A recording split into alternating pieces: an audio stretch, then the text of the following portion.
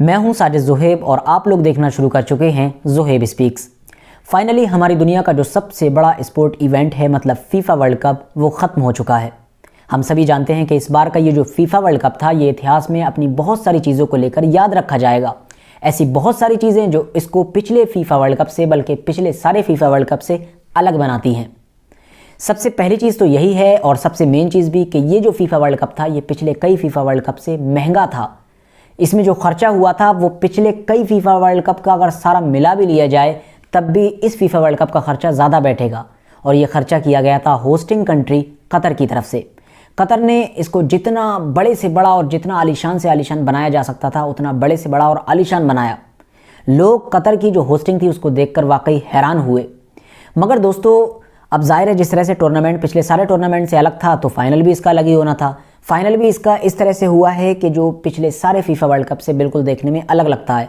बहुत सारे बड़े बड़े सेलिब्रिटीज़ जो थे उनको इनवाइट किया गया दुनिया भर से। इनफैक्ट हमारे खुद के बॉलीवुड इंडस्ट्री के किंग खान मतलब शाहरुख खान भी इसमें इन्वाइट थे, जो अपनी एक तरीके से आने वाली फिल्म की जो एक्ट्रेस हैं उनके साथ गए थे मतलब दीपिका पादुकोण के साथ, क्योंकि वहाँ पर उन्होंने अपनी फिल्म को प्रमोट भी किया। तो कुल मिलाकर गैदरिंग भी बहुत बड़ी थी। ये फाइनल जो था वो भी पिछले सारे फाइनल से काफ़ी अलग था टूर्नामेंट की तरह, जैसे कि टूर्नामेंट इस बार का अलग था।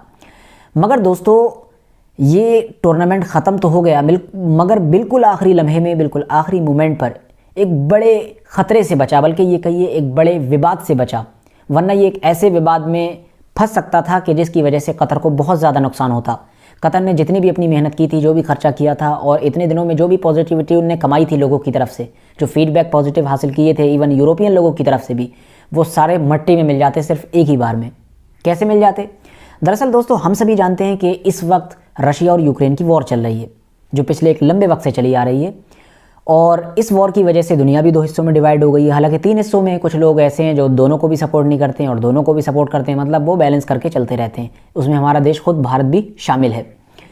तो अब मैटर ये था कि जो यूक्रेन के राष्ट्रपति हैं ज़ेलेंस्की, उन्होंने फीफा से ये रिक्वेस्ट की कि भाई आप इतना बड़ा फीफा का फ़ाइनल करवा रहे हैं तो इस फाइनल में जिस तरह से बड़े बड़े सेलिब्रिटी परफॉर्म करेंगे और बहुत सारे ऐसे एक्टिविटी होंगी तो मुझे भी कुछ मौका दिया जाए, कुछ टाइम दिया जाए, मैं वहाँ पर खड़ा हूँ और अपनी स्पीच दूँ। जिस स्पीच में मैं पूरी दुनिया को बताऊँ, जिसे लाइव मतलब टेलीकास्ट किया जाएगा तो मैं पूरी दुनिया को बताऊँ, पूरी दुनिया उसे देखेगी और मैं पूरी दुनिया को बता सकूँगा कि रशिया हमारे साथ क्या कर रहा है। रशिया एक लंबे वक्त से हमारे ऊपर जुल्म कर रहा है, लगातार हमारे ऊपर हमले कर रहा है, यूनाइटेड नेशंस के सारे रूल्स को ताक पर रख दिया है, इंटरनेशनल सारे जो लॉज हैं उनकी ऐसी तैसी उनने कर रखी है। तो कुल मिलाकर वो ये चाहते थे कि हम रशिया की असलियत को लोगों के सामने लेकर आएँ और लोगों से, जो आम लोग हैं दुनिया के, ज़्यादा से ज़्यादा उनकी हमदर्दी हासिल करें।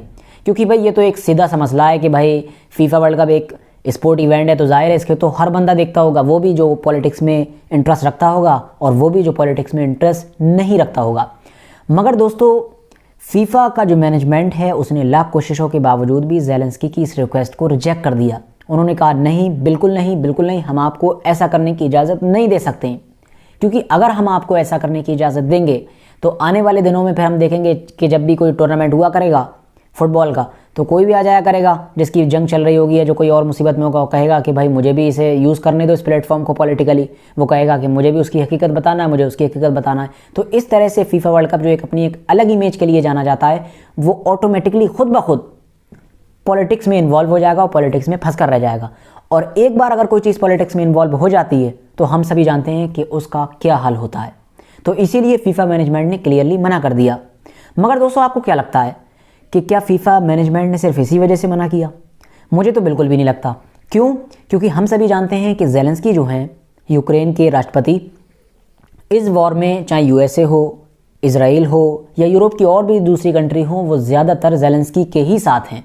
ज़ेलेंस्की के ऊपर उनका हाथ रखा हुआ है। इवन उन्हीं की वजह से ही ज़ेलेंस्की रशिया के खिलाफ लड़ रहे हैं, वरना अब तक या तो हार चुके होते या लड़ते ही नहीं। उन्हीं की बिहाफ पर ही वो लड़ रहे हैं, उन्हीं ने ही उनको ऊपर बैठा रखा है कि भाई लड़ो, हम तुम्हारे पीछे हैं। तो इसीलिए फीफा मैनेजमेंट कभी भी इनकार नहीं करता, क्योंकि फीफा के ऊपर भी भाई इन्हीं लोगों का हाथ है और वो पूरी तरीके से डोमिनेट रहते हैं इन सब चीज़ों में। हुआ क्या, मेन वजह जो रही फीफा मैनेजमेंट के इन सारी चीज़ों को मना करने के पीछे वो थी कतर, मतलब होस्टिंग कंट्री।